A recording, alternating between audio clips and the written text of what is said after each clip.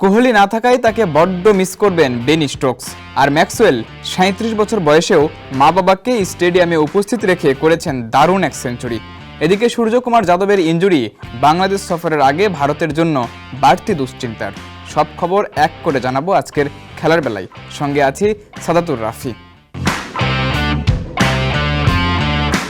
ভারতের test cricket ইতিহাসে বিরাট কোহলির আধিপত্য এক স্মরণীয় অধ্যায়।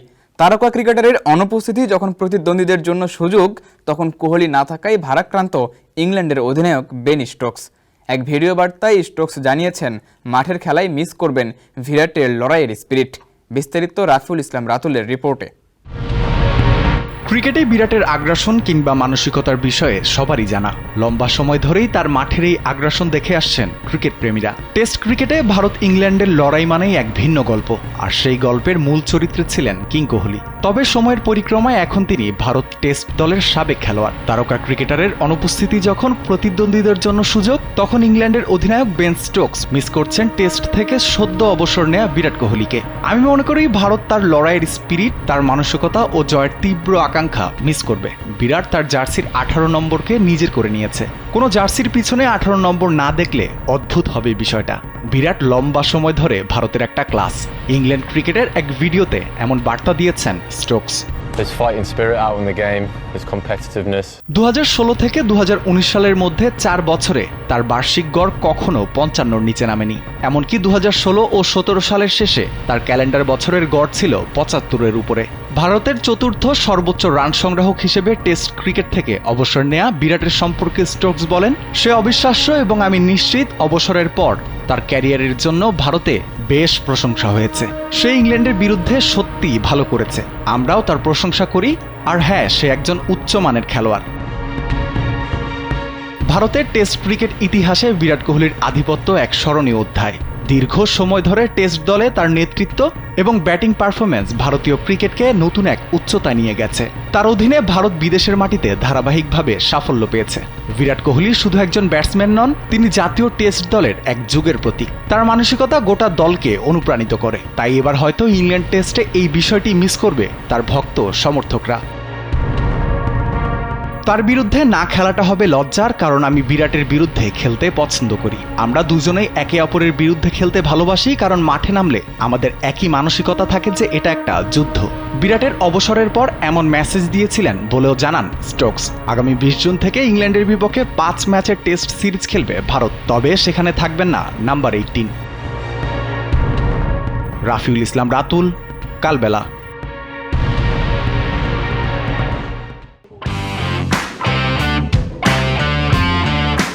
৩৭ বছর বয়সেও যেন এক চিরতরুণের নাম গ্লেন ম্যাক্সওয়েল। স্টেডিয়ামে উপস্থিত মা বাবার সামনেই হাঁকালেন এক টর্নেডো সেঞ্চুরি। সম্প্রতি ওয়ানডে থেকে অবসর নিলেও ব্যাট হাতে যেন জানান দিলেন তিনি এখনও ফুরিয়ে যাননি। বিস্তারিত জানব মাহফুজ আহমেদের প্রতিবেদনে। ক্রিকেট ইতিহাসে ম্যাক্সওয়েল নামটা লেখা থাকবে বিপদের বন্ধু হিসেবে। দল যখন বিপদে, তার থেকে বিধ্বংসী সম্ভবত আর কেউ নন। মেজর লিগ ক্রিকেটে যখন তার দল 92 রানে 5 উইকেট হারিয়ে ধুঁকছিল, সেখান থেকেই আরও একবার ফিনিক্স পাখির মতো ডানা ঝাপটালেন ম্যাক্সি। শুরুতে 15 বলে 11 রান থাকলেও 50 তুলে নিলেন 30 বলেই। 100 রান পৌঁছাতে খেললেন আর মাত্র 18 বল। ম্যাক্সওয়েল ঝড়ে উড়ে গেল নারাইন রাসেলরা।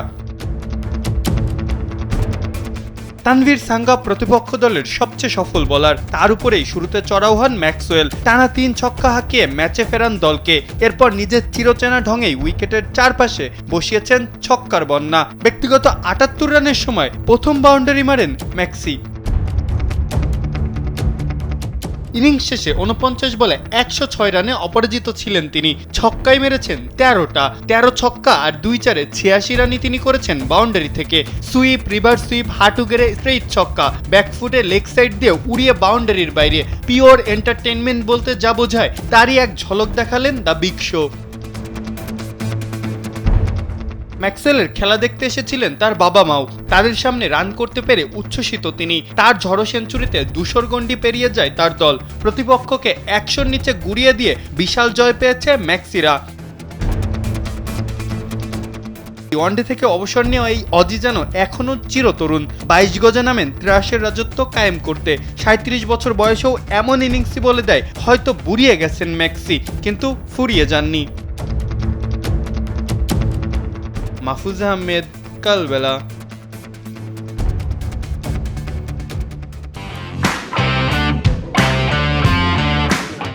বাংলাদেশ সিরিজের আগে ইনজুরির কবলে পড়েছেন ভারত টি-20 দলের অধিনায়ক সূর্যকুমার যাদব।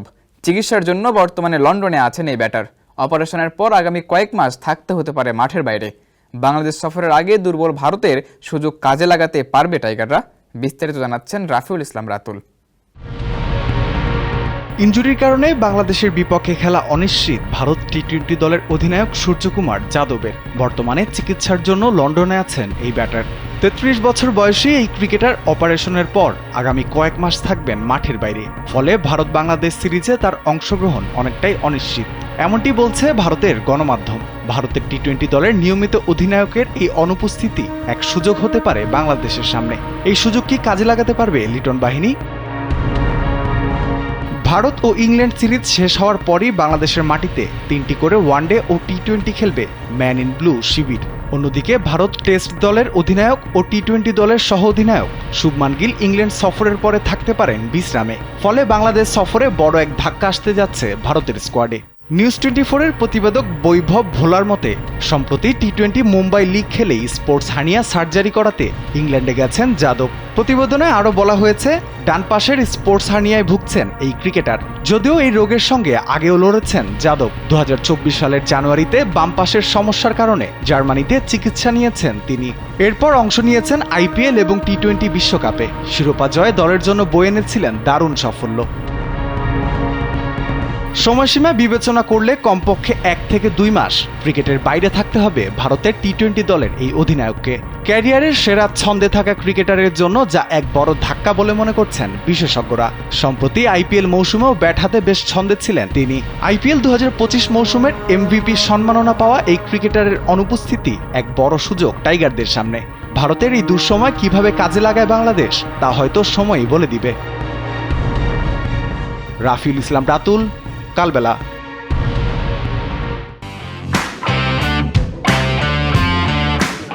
এই ছিল আজকের খেলার বেলায়। এতক্ষণ সঙ্গে থাকার জন্য ধন্যবাদ।